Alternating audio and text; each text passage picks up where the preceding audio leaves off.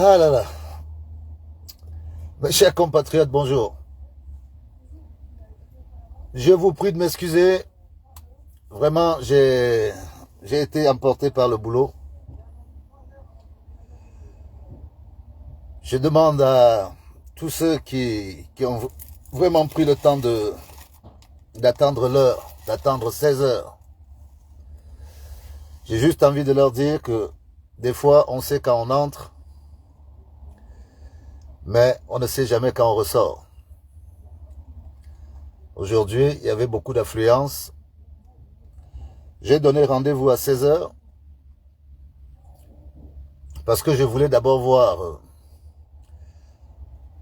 la visite de, de notre ministre, notre vieux ministre de l'enseignement supérieur, qui est venu à Saint-Mélima aujourd'hui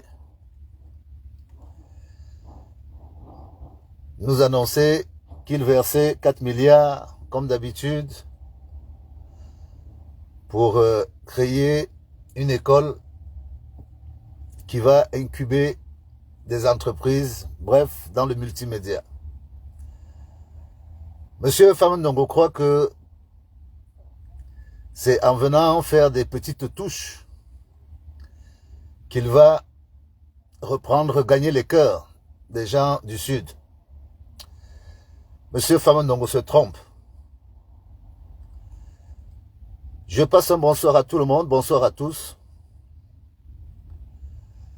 Je suis content aujourd'hui parce que j'ai de bonnes nouvelles qui viennent du Sud. Il y a 3 partis politiques qui sont déjà en train d'infiltrer le Sud. Donc le fameux socle granitique, on va le casser, on va le briser, ce socle. Monsieur Famandongo a été accueilli, il a dû faire venir des renforts de Yaoundé pour faire un peu d'affluence. Mais tous les rapports que j'ai de la visite, c'est que la plupart des gens estiment que c'est un fiasco. On ne peut plus rattraper le temps qu'on a perdu dans le Sud. Le RDPC nous a roulé dans la farine pendant 40 ans. Les populations se rendent compte. Il y a des intimidations pour ceux qui veulent entrer dans d'autres partis. Parce que dans le Sud, les gens se sont dit que les populations avaient une obligation d'adhérer dans le RDPC. Cette petite logique d'influence qui n'a même pas de sens est en train de tomber. Les habitants d'Ouvre-Enfant ont accepté d'accueillir un nouveau parti. Et moi, je lance toujours un appel aux responsables politiques. Venez dans le Sud. Venez infiltrer le Sud. Il y a des électeurs au Sud qui ne demandent qu'à écouter d'autres représentants politiques. N'ayez pas peur. N'ayez pas peur. On ne peut pas faire de la politique en ayant peur.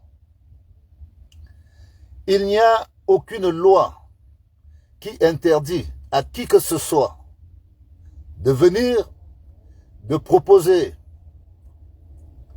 à des habitants, des citoyens, de rejoindre un parti autre que le RDPC. Parce que les idéologies ne sont pas les mêmes. Tout ce que a promis le RDPC chez nous a été un mirage aux alouettes. Donc, nous ne sommes plus avec le RDPC.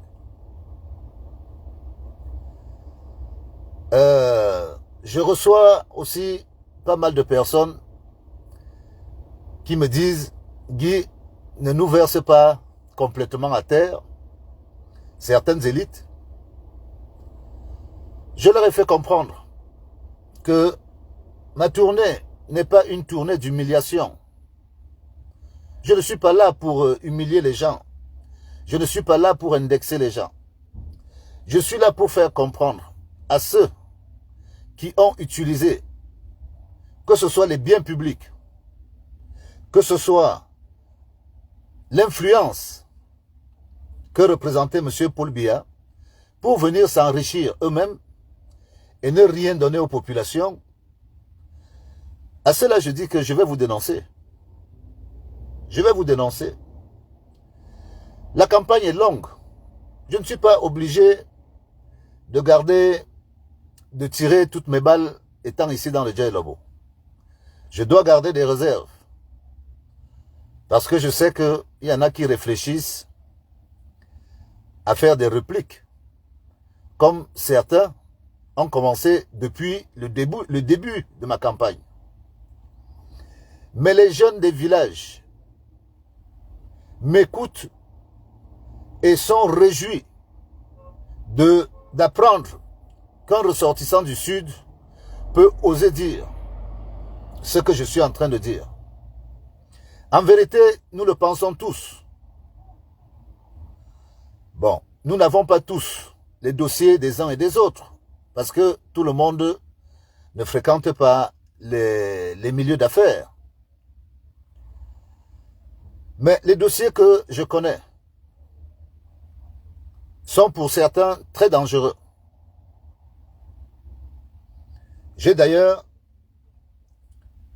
donné un certain temps de réflexion à la famille nucléaire du président pour que chacun puisse montrer sa position avant que nous ne commencions vraiment la campagne politique.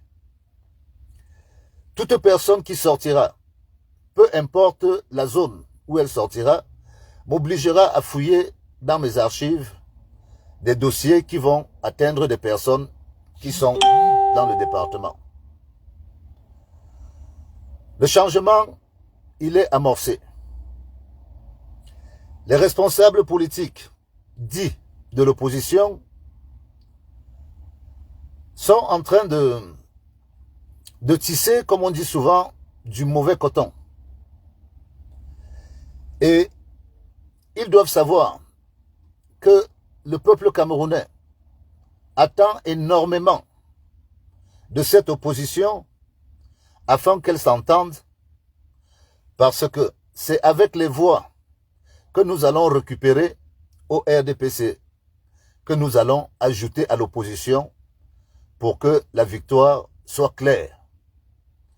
Quand le RDPC va se rendre compte que ces écuries se sont vidées, je crois que les choses sérieuses vont commencer.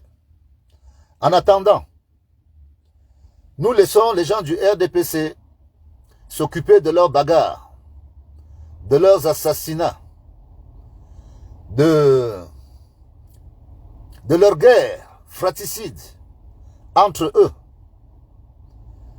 Nous donnons le temps au temps pour voir comment tout ceci se modèle,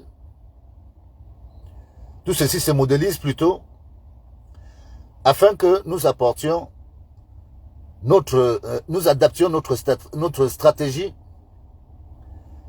à la situation qui se présentera. Je suis aussi satisfait de constater que les noms des personnes commencent à s'amenuiser. Certaines personnes prennent conscience que pour que le changement soit effectif, il faut que nous ne mettions pas les noms des personnes en avant. Il faut convaincre les citoyens sur la situation qui prévaut. Car tout le monde est conscient que rien ne va au Cameroun. Et si rien ne va, c'est parce que nous avons une classe politique tellement opportune, tellement vorace, qu'elle n'évolue qu'en fonction de son gain. Nous disons que le président Paul Biya, actuel président du Cameroun, ne peut pas revenir en 2025, nous demander de voter pour lui parce que nous constatons que certains gestes, certains faits nous donnent raison. Des hommes comme Ediotitus ont eu des sanctions plus grandes pour avoir fait moins que ça. Nous voyons ce qui se passe. Le fameux schisme, la scission du RDPC est plus que jamais annoncée. Seulement, est-ce que ceux qui s'aventurent dans le RDPC ont des assises politiques? Est-ce que c'est avec l'argent récolté dans les caisses de l'État que ceux-là vont venir battre campagne? Nous allons observer tout ça. Parce que nous voyons les pas des uns et des autres. Nous connaissons les parcours des uns et des autres. Dans le Djei Lobo, les élites du Djei Lobo me demandent un peu de patience. J'ai donné rendez-vous à ces élites au mois de mai. Parce que je ne sais pas. Je ne sais pas clairement comment les choses vont aller plus tard. Je ne suis pas là à la recherche d'un ralliement quelconque. Mais ça peut péter, mais vraiment péter chez nous dans le Djei Lobo, que entre nous, nous finissions à nous faire mal. Parce que la colère est tellement haute, elle est tellement profonde, que des invectives commencent à jaillir en public. Les gens ne veulent pas, malgré leur incompétence, malgré leur incapacité, ne veulent pas laisser les citoyens adhérer à d'autres partis. Et nous le dénonçons. Nous disons au RDPC que les citoyens ne sont pas votre propriété. Les citoyens ne sont pas la propriété du RDPC. Les citoyens sont des hommes et des femmes libres en conscience de voter pour le parti politique qu'ils veulent. C'est ça la démocratie. Quand Paul Biya a lancé le multipartisme, ce n'était pas pour faire un décor. Pendant très longtemps, des partis politiques se sont arrangés à ne pas exister. Certains existent, mais n'ont jamais travaillé, jamais fait de meeting, jamais expliqué pourquoi ils ont créé des partis politiques.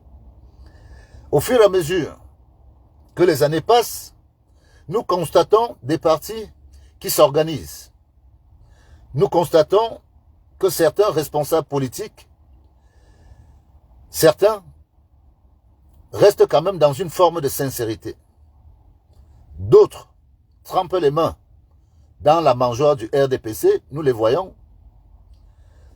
Nous savons que si un homme comme Bello Bouba Maïgari reste silencieux, assis sur son fauteuil de ministre du tourisme ou de je ne sais pas quoi, on sait pourquoi il est là. On sait pourquoi il garde son silence. On sait à quoi sert Kavaï dans le régime RDPC. Les responsables politiques doivent aller vendre l'image de leur parti politique dans ces milieux-là. Parce que dans le Nord, ce sont les lamidos qui viennent s'asseoir devant les bureaux de vote. Et nous devons faire braver cet interdit. Le lamido n'a rien à faire devant le bureau de vote. Il faut dénoncer toutes ces influences néfastes qui obligent les gens à voter pour des partis qui ne leur apportent rien. Quand nous pensons à toute la misère qu'il y a au Nord, que Kavaï est obligé de faire des meetings de la famine et qu'au moment des votes, il fait venir des lamidos et des gens pour venir influencer les citoyens, c'est une honte. Parce que ce n'est pas ça la démocratie. Mais peu importe. le droit à la désobéissance existe pendant le vote. Même un enfant a le droit de désobéir son père quand il s'agit de voter pour son pays, pour son parti. Parce que j'ai expliqué que le choix de vote d'un homme qui a 60 ans ne peut pas être forcément celui d'un jeune qui a 25 ans. Les objectifs dans la vie ne sont pas les mêmes. Dans le Djei Lobo, nous avons tout connu, comme je vous ai expliqué. Mes frères aujourd'hui me disent que je n'ai même plus besoin de trop parler. Ils sont sur le terrain. Mais je vais veiller pendant toute ma sensibilisation à ce qu'il n'y ait pas d'écart. Le divorce est consommé. Ceux qui vont continuer à courir derrière les motasés qui, on sait très bien, utilisent l'État pour leurs besoins personnels, ils ont placé leur personne. Motasé est celui qui est, à la limite, l'architecte de l'émergence 2035. Nous sommes en 2024. On n'a même pas encore fait 30% de ce qui était prévu. Donc, l'échec de l'émergence, on n'a même pas besoin d'attendre 2035 pour le constater. L'échec est déjà là. Mais, néanmoins, soyons légalistes. Moi, je me suis donné un horizon qui est la date de la présidentielle de 2025. Et je regarde, je parle, on va parler. Ceux qui nous écoutent doivent aller dans les villages dire aux gens qu'il n'y a pas de raison d'avoir peur. Et la politique, ce n'est pas la religion. Quand ça ne va pas, on change. C'est simple à expliquer. Que les gens que vous votez utilisent votre énergie. Parce que le vote, c'est l'énergie du citoyen. Le vote, c'est l'arme fatale qui fait tomber tous ces gens qui viennent vous voir. Tous ne valent rien sans le vote. Ils ne valent rien sans le vote. Nous les observons. Parce que nous avons des retraités, des gens qui étaient tout feu, tout flamme quand ils étaient au pouvoir, quand ils étaient aux affaires. Une fois qu'on enlève les affaires, ils deviennent tout petits. Nous avons des nuisibles dans le sud. Ça, nous le connaissons.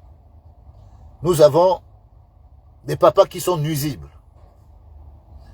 Et dans le Djei Lobo, tout le monde a eu sa part. Excepté des gens qu'on n'a même plus besoin de présenter. Des gens qu'on n'a plus besoin de présenter. Nous avons des records malheureux qui ne nous honorent pas. Dans notre région, nous avons par exemple le plus vieux policier du monde. Quand il entrait à la police, c'est sûr qu'on utilisait encore le canon à poudre. Parce que, Papa Mbargangele, je me demande ce que tu fais encore dehors. Je me demande ce que tu fais encore dehors. Non seulement la raison d'être, tes enfants sont déjà en retraite, mais toi tu es encore au travail et tu joues le mauvais rôle. Il y a des prisonniers que tu enlèves de prison, que tu gardes chez toi. Ce n'est pas ça, ce n'est pas ton rôle, papa. Mais, comme on ne va pas offenser tous les vieux de chez nous, on veut juste vous dire qu'en 2025, on va tout faire. On va voir les jeunes. On va tout faire, Papa Mbargangele. Même si tu bloques, comme tu bloques les cartes d'identité, comme vous faites de la manigance pour que les jeunes ne puissent pas avoir leur pièce d'identité pour voter, le récépissé permet de voter. On va voter même avec les récépissés. Mais on ne va pas voter le RDPC. J'avais un dernier message à dire aux gens du Djei Lobo. Je vous ai dit, depuis 2 jours, que vous avez le responsable politique le plus mou et le plus nul que le Sud ait connu, qui est la personne de lui, Paul Motasé, qui ne doit son poste politique qu'à ses postes de fonctionnaires. Le jour où on enlève les responsabilités à Moutazé, il ne pourra même pas réunir une salle de classe dans le Djaye Lobo, sauf ceux à qui il donne de l'argent. Moutazé n'est pas un homme politique pour nous. Il est tellement inefficace. Il fuit les populations. Moi, je ne parle pas de notre fonctionnaire milliardaire. Lui, il sait déjà où est sa place. Parce que, après le changement, nous allons les poursuivre. Et on sait où on va les trouver. Aucun fonctionnaire, encore moins un ancien professeur de philosophie, ne peut justifier de ce que a aujourd'hui notre directeur des investissements au ministère de l'économie ou au MINPAT. Je veux dire à M. Moutazé que tu as mis un de nos frères en prison, Cyril Abba Amvondo. Tu as mis un de nos frères en prison. Nous te gardons dans par rapport à ça. La politique finira, on restera dans le Djaye Lobo. À cause de toi, tu as tué une étoile qui pouvait être utile à la société. Parce que tu es fort. Tu as des soutiens très hauts. Là, il n'y a pas de problème. Mais ceux qui t'ont toujours soutenu, aujourd'hui se rendent compte que malgré l'encadrement que tu as reçu, tu es allé te mettre avec des gens, à la limite, que tu n'étais pas censé connaître. Ta relation avec Amougbelinga, moi je te dis, cher ministre, va te coller à la peau jusqu'à la fin de tes jours. Parce que le scandale de Télé-Sud et tous les autres scandales que tu as traînés avec M. Amougbelinga sont une honte pour notre pays. Le président de la République, malgré tous les efforts qu'il est, il a honte au fond de lui parce que c'est lui qu'on attaque. C'est lui qui est responsable. Mais quand vous allez faire vos jeux de petites culottes entre des échanges de filles, parce que moi je sais, je te connais, lui Paul, sans toutefois avoir eu l'occasion de te rencontrer souvent. Jean-Paul Moutazé, qui était commissaire à Camraï, tu peux lui demander, il m'a amené à l'école. J'ai connu Alexis Moutazé et j'ai connu Roger Moutazé. De tous les Moutazé, tu es le Moutazé qui a le moins de personnalité. Même Fanfan, ton petit frère, a plus de personnalité que toi. C'est dommage, parce que la nature ne remercie pas souvent les gens en fonction de leur qualité. Moi, je dis ceci. À vous, les habitants du Djaye Lobo, retrouvez un homme de terrain, parce que le poste politique ne doit pas être remis dans les années à venir à des fonctionnaires. Les fonctionnaires sont des opportunistes. Nous, on a connu des vrais hommes politiques. Et Sam François, Monsieur Ngamba Nsili. Ce n'étaient pas des ministres. Ce n'était pas tout ce que vous faites là. Mais eux, ils géraient la ville. Ils stabilisaient la ville. Ils canalisaient les populations. On voyait les efforts. Monsieur et Sam François, on voyait. Monsieur Moutazé, on ne voit rien. Malgré tous ces passages dans tous les ministères qu'il a fait. Nous, on ne voit rien. On voit les remerciements aux petits copains. C'est ça qu'on voit. Et on voit l'entretien d'un clan à l'intérieur du Djaye Lobo au détriment des autres. Si c'est votre politique là-bas, vous allez rester avec. Mais nous, on dit aux gens du Djaye Lobo, à tous les jeunes, il n'y aura pas de cadeaux. Les Moutazé, les Essiennes, tous, on va les foutre dehors en 2025 à Saint-Mélima. Je sais que beaucoup d'entre vous sont là et veillent à ce que le combat soit juste, équitable. L'argent ne fait pas tout. Et ils sont d'ailleurs chiches. Moi, je leur ai dit, sur la compétition de Songo du mois de mai, dès qu'ils auront offert à manger aux chefs traditionnels qu'ils ont humiliés pendant 40 ans en les faisant asseoir par terre, quand ils auront accepté ça, je serai là au mois de mai. La deuxième étape, ce sera que tous ces gens-là, dans le Djaye Lobo, pour qu'on vous réhabilite. Je vous ai dit, arrangez-vous avec Ayolo et les autres. Vous cotisez 1 milliard, vous allez distribuer 1 milliard dans les 482 chefferies du Djei Lobo. Ça fait 1 500 000 par village. Nous, c'est ce qu'on annonce aux villageois. Hein, qu'ils doivent rester là à attendre les 1 500 000. Parce que vous ne pouvez pas, on ne peut pas voler les milliards dans vos chambres. Nous, on vous vote. On vole les milliards dans vos chambres. Hein? Vos cuisiniers vous volent des milliards dans les chambres. Ça veut dire que dans vos comptes, vous en avez tellement que vous ne voulez pas en garder là-bas, vous gardez d'autres milliards à la maison. Donc, débrouillez-vous. Trouvez 1 milliard. Chaque chefferie a droit à avoir 1 500 000. Ça permet de faire de l'agriculture. Ce n'est pas pour boire. On part, c'est en contrepartie d'un projet de 3 hectares de haricots, par exemple, ou de maïs, pour permettre au moins de régler les problèmes agricoles. J'ai toujours dit que ce n'est pas normal qu'on vienne, qu'on mange le haricot du sud en prenant le haricot qui vient du nord. Moi, j'ai toujours dit que ce n'est pas normal. Donc, on a tous ces problèmes à régler. On a tous ces problèmes à régler. Si vous ne donnez pas 1 milliard à nos populations, que vous préférez laisser votre argent sous les lits, dans les chambres, pour que vos domestiques viennent se servir. Le ministre Ayolo n'est pas le seul. Chez Mevame Boutou, ton petit-fils a volé, je crois, 300 millions dans ta maison. Chez Mangé, on a volé combien? Ou 100 millions, ou 300 millions. C'est une habitude chez vous. C'est comme ça. Vous venez stocker l'argent chez vous et vous ne voulez pas partager aux populations. Donc nous on vous dit, on vous annonce la couleur, que votre ticket pour la réhabilitation va coûter 1 500 000 au minimum par chefferie.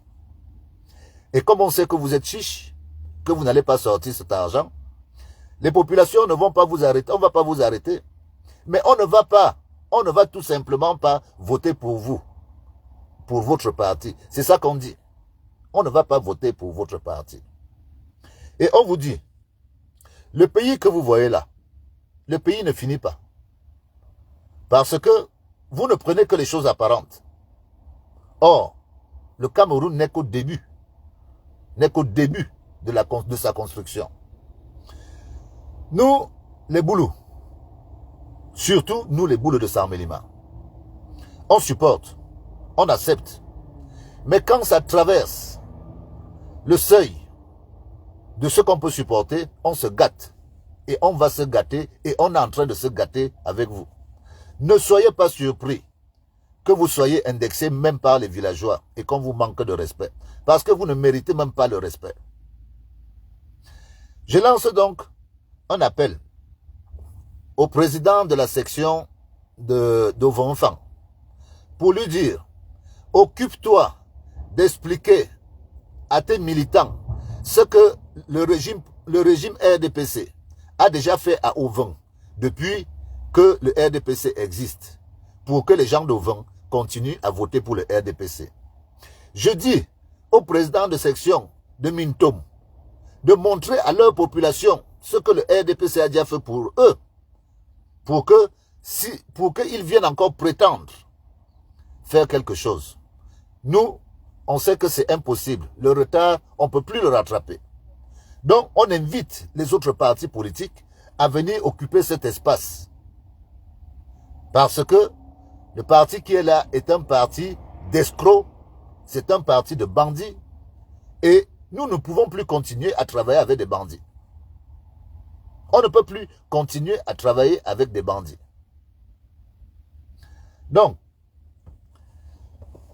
moi, ma réflexion pour le Djei Lobo, parce que je vais m'arrêter à mes têtes. Dans ma montée, je dois m'arrêter à mes têtes pour parler aux gens de mes têtes. Parce que Bagangele, c'est lui qui maîtrise le coin de mes têtes. Je vais demander aux gens de mes têtes s'ils ont un problème avec les autres Camerounais. Parce que la seule chose qu'on réserve, qu'un Bargangele vous réserve, c'est des places pour aller au Nozo. Combien sont morts parmi les jeunes de cet endroit-là? Quel est le problème que vous avez avec le Nozo? Gagnez votre vie. C'est sûr, on cherche tous les chemins. Mais arrêtez d'envoyer vos enfants s'enrôler dans un problème qui n'est autre que politique. Moi, je demande aux jeunes du Sud de ne plus entrer dans la police et dans l'armée pour aller au Nozo. Il n'y a rien à faire là-bas. On élève un enfant, c'est pendant 19 ans, 20 ans, 21 ans. Ceux qui ont foutu la merde au Nozo, eux, ils viennent, ils prennent nos enfants et nos enfants vont mourir là-bas. Alors que nous, on dit depuis que ce problème est politique. Et non seulement il est politique, on se rend compte que plus la guerre évolue, plus les villas se construisent. Ça, on se rend compte. Avant le Nozo, il n'y avait pas une rue des généraux. Aujourd'hui, il y a une rue des généraux. Quelle est cette coïncidence qui fait que, en même temps, on est en train de pleurer nos enfants et en même temps, les généraux, les colonels, eux, ils se construisent des châteaux. Mais qu'est-ce qui se passe dans vos têtes? Si vous voulez vous mesurer, savoir si votre armée est efficace, mais allez prendre des responsabilités à l'ONU. Vous vous enrôlez quelque part, vous allez vous entraîner là-bas. Vous ne pouvez pas créer une guerre fratricide à l'intérieur du Cameroun et vous enrichir sur le sang de vos enfants. C'est cruel. Ceux qui s'enrichissent, ceux qui construisent sur le sang des enfants au Nozo, vraiment, je ne comprends pas. Je ne pouvais pas imaginer que le Cameroun tournerait comme ça. J'arrive pas à comprendre. J'arrive pas à vous comprendre. Vous construisez même des maisons qui, dans 10 ans, 20 ans, ne seront même plus aux normes. D'abord, vous ne savez même pas construire des maisons. Vous construisez n'importe quoi. Toutes vos maisons, là où moi je vois, c'est n'importe quoi. C'est n'importe quoi. Vous ne respectez rien. Je me demande où vous prenez vos architectes. Vous vous enfermez dans des grosses barrières. Pas de jardin, rien. C'est vilain. Et c'est vilain parce que cet argent n'est pas gagné honnêtement. Vous ne prenez pas le temps de réfléchir à ce que vous allez faire. Donc vous allez à la va-vite. Il y a des histoires au Cameroun qui font souvent que quand on les entend, on a envie de se cogner la tête contre le mur. On a envie de se cogner la tête contre le mur. Tellement, je me rappelle ce petit commandant de brousse, il y a de cela quelques années, qui avait acheté son terrain à Messamandongo. Au moment de la retraite, il veut venir construire sur le terrain qu'il avait acheté étant jeune. Il avait gardé son terrain. Et une fois qu'il a eu l'argent pour construire, il s'est renseigné de savoir quels sont les gens qui avaient construit plus loin que lui. Parce que, à côté de son terrain, il y avait déjà un R+3. Mais le jour où on lui a dit que le R+3 appartient au chauffeur d'Abba Abba, le monsieur a refusé, il a même refusé son terrain. Il a dit, je ne construis même plus. Parce que si le chauffeur d'Abba Abba peut avoir un R+3, moi, j'ai été commandant, j'ai travaillé pendant toute ma carrière. Je n'ai pas eu d'avantage. Quel genre de maison je vais construire devant un chauffeur, lui là, ça, moi je fais comment? Ça peut être à sourire, mais ça détruit des carrières. Ceux qui volent faussent le game. Parce que le pays n'a plus de valeur. On peut quitter de chauffeur à directeur au Cameroun. On peut quitter de chauffeur à directeur au Cameroun. Bon, je ne dis pas que le chauffeur ne doit pas être directeur, mais c'est une question de capacité intellectuelle. Mais je ne crois pas que ce sont les critères qu'on regarde chez nous. Quand on voit toutes les responsabilités que le président de la République a donné aux gens du Sud, quand on regarde l'État du Sud, nous ne pouvons qu'avoir honte. On ne peut qu'avoir honte. Donc, Famondongo est un homme inutile pour nous. Les jeunes le savent déjà. Le ministre Ayolo, nous, on l'a tellement exposé qu'on le laisse continuer son chemin. J'ai vu que des jeunes ont voulu faire croire que lui aussi était candidat. Lui-même, il a dit que ne mettez pas mon nom dedans parce que Ayolo président, c'est peut-être dans les aventures mystérieuses, c'est pas au Cameroun. Bon. Le SGPR, lui aussi, lance des... communique. Parce que tout le monde dira que ce n'est pas lui. Mais c'est de la communication politique. Nous pouvons tout simplement dire au SGPR que si c'est avec le RDPC, vous n'avez même aucune assise là-bas. Donc, vous n'êtes même pas, vous n'êtes ni membre du comité central. Je ne sais pas comment vous allez vous arranger, mais arrangez-vous. Nous, on vous laisse même. Arrangez-vous là-bas. Entre le clan Task Force et le clan Ligne 94. Les deux clubs là. Arrangez-vous. Arrangez-vous. Mais, même en Nangé beaucoup, on va arriver là-bas. Même à l'Est en général. Parce que vous n'avez jamais dit aux gens pourquoi le ministre est mort à l'Est.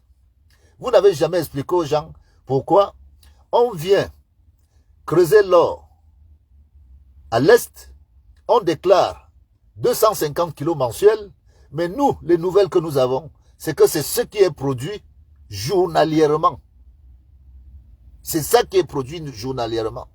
Parce que des hordes de Chinois sont installés à cet endroit. Et les gens de l'Est ne voient pas la couleur.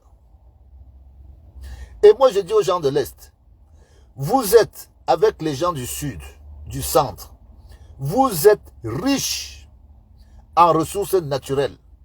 Vous êtes riches en agriculture, en terre, et vous gagnerez mieux quand vous aurez un pouvoir qui s'intéressera à vous. Le pouvoir du RDPC s'en fout de vous, vous utilise, et vous êtes en quelque sorte sa garantie qu'il met dans l'alliance avec les gens du Nord pour faire perpétuer le régime. Parce que tout le monde est conscient que l'élection se décide au Nord. Mais pas seulement. Pas seulement. Dans les villages, si on ne sécurise pas le vote, le RDPC, s'ils arrivent à voler l'argent, est-ce que vous croyez que les bouts de papier des bulletins de vote, c'est pas lourd pour eux? Ils trouvent toujours des moyens de changer le vote. Et moi, je n'arrête pas de dire aux responsables politiques que dans notre département, le sommier politique que l'ECAM va présenter à l'opinion publique a été gonflé à l'hélium. Moi, je le dis, qu'il y a des bureaux de vote où il y avait 100 personnes en 2018, où on retrouve 300, 400 personnes. Donc, c'est aux responsables politiques de faire ces comparaisons.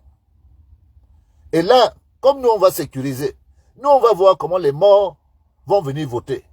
Nous, on va voir ça, cette fois-ci. On va voir comment les enfants, dont on a utilisé les noms, qui n'ont pas le droit de voter, on va voir comment ils vont venir voter. Nous, on va voir. Parce que il appartient aux responsables politiques de veiller, d'avoir des représentants à l'intérieur. Et nous, on va s'arranger à garder l'extérieur. C'est ça notre travail. Nous, on doit garder l'extérieur, sécuriser l'extérieur du bureau de vote pour que on regarde qui c'est qui entre, qui c'est qui sort. C'est pour ça que je dis qu'on doit improviser. On doit s'arranger à se partager le Cameroun de telle manière que les bureaux de vote, qu'on puisse les contrôler. Il n'y a pas beaucoup. Il doit y avoir 20 000 ou 25 000 ou 30 000 bureaux de vote au Cameroun. Avec le nombre de personnes engagées, avec les moyens dont dispose la diaspora, nous pouvons, si nous nous entendons bien, à créer une émulation autour des bureaux de vote au moment de l'élection. Moi, je suis prêt. Je suis prêt à mettre même 1 million, 2 millions de francs sur la table. Si jamais je vois qu'on a cet objectif de dire que on va sécuriser les votes, on crée une chaîne de sécurisation au niveau du Cameroun, je vous ai dit que les motos-taximans sont notre bras séculaire qu'on doit utiliser au moment de l'élection. Aujourd'hui, les motos-taximans sont infiltrés par le gouvernement. On sait très bien que des agents de sécurité les canalisent parce qu'ils ont un pouvoir de nuisance. Nous, on ne leur demande pas de faire de la nuisance. On va les demander de protéger au nom de leur pays le vote qui va permettre de procéder au changement de régime. Ça, c'est ce qu'on va permettre. On peut s'organiser pour ça. Moi, je suis prêt. Je suis volontaire. Au moment de la campagne, on s'arrangera. Moi, je pourrais être au Cameroun. Une fois que la campagne est lancée, je pourrais être au Cameroun. Ou même si je ne suis pas au Cameroun, on trouvera des moyens, des représentations, pour que ceux qui sont sur place puissent au moins faire tout le travail scientifique. Parce qu'il faut que le travail soit scientifique au niveau du Cameroun. Si on s'amuse de ne pas boucher tous les trous, eh bien, ces gens-là sont capables de venir encore rafistoler certaines choses et de nous amener dans une situation conflictuelle. C'est ça que nous, on ne veut pas. Nous, on veut les gagner proprement. Nous, on veut les gagner proprement.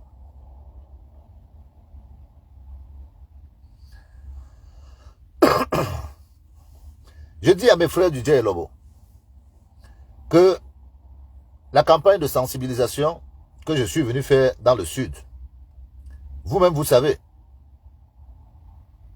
je n'ai pas besoin de vous expliquer. Je sais ce qui m'attend. Je sais ce qu'il me réserve. C'est toujours de là-bas que vous me donnez des conseils. Moi, le seul conseil que je peux vous donner, c'est que tenez bon. On est ensemble par ces réseaux sociaux. Moi, je suis joignable. Et je dis aux responsables politiques que j'ai des numéros, j'ai des noms. Contactez-moi. Je vous donne des noms, des numéros pour que vous fassiez entrer vos partis politiques dans le RDPC. Et ne prenez pas seulement des noms. Allez faire le tour sur place. Les jeunes seraient contents de voir un Kouvondo à Saint-Mélima, de voir Cabral à Saint-Mélima, de voir le professeur Kamto à Saint-Mélima, de voir tous les autres, de voir tout le monde. L'ANDP vient souvent faire campagne à Saint-Mélima. Mais l'ANDP est autorisée parce que c'est un satellite du RDPC. Que tous les autres partis viennent, qu'on se partage ce socle granitique. Si on arrive à casser le socle granitique, on a gagné les élections. Parce que le découragement se fera dans le Djei Lobo, pour eux. Et après, au nord, c'est le grand combat. Là-bas, le travail doit être fait grandeur nature. Mais je fais confiance aux responsables politiques. Pour l'instant, nous, on ne peut pas choisir. Moi, personnellement, ceux qui sont encartés dans des partis politiques, je dis, chacun sait quelle est l'idéologie politique qu'il suit. En ce qui me concerne, je cherchais depuis longtemps un parti mature. Mais pour l'instant, j'ai pas encore vu. J'ai pas encore vu. J'attends les programmes pour voir. J'attends les programmes pour voir. Mais le seul truc que je fais toujours, c'est que je vote. Même comme simple sympathisant, je vote. Et cette fois-ci, le RDPC n'aura pas mon vote. J'ai donné mon vote au RDPC par habitude. Par habitude. Et je regrette parce que ce travail, j'aurais dû le commencer il y a de cela 10 ans. Je vous le dis sincèrement. J'aurais dû commencer ce travail il y a de cela 10 ans. Mais quand on est partagé entre deux pays, souvent c'est pas facile. Maintenant, je prends conscience et j'ai pris l'engagement de me lancer. Pour l'instant, c'est la campagne de sensibilisation. Mais au moment où la politique va être lancée, je m'engagerai quelque part. Et vous verrez bien que le choix que je ferai sera cohérent avec ce que je dis. Je ne suis plus prêt à donner mon vote à des... Je ne sais même plus comment les qualifier. Je ne sais plus comment les qualifier. C'est des personnes que je suis censé respecter parce que nous venons de la même région. Mais les agissements qu'ils posent font que oui, on reste bouche bée. On se dit, mais je suis malheureusement interrompu. Je suis malheureusement interrompu. Partagez. Mettez des cœurs. Partagez. Le Cameroun me fait pression. Malheureusement, les gens, les personnes dociles comme nous, parce que moi j'estime, je ne suis pas un violent. Je suis quelqu'un de calme par nature. Mais quand on prend une décision, souvent ce n'est pas pour revenir en arrière. Moi j'ai dit, volontairement sans crainte, que ma tête est là. Vous allez sauf que la couper. J'irai suivre Martinez. Je suis prêt.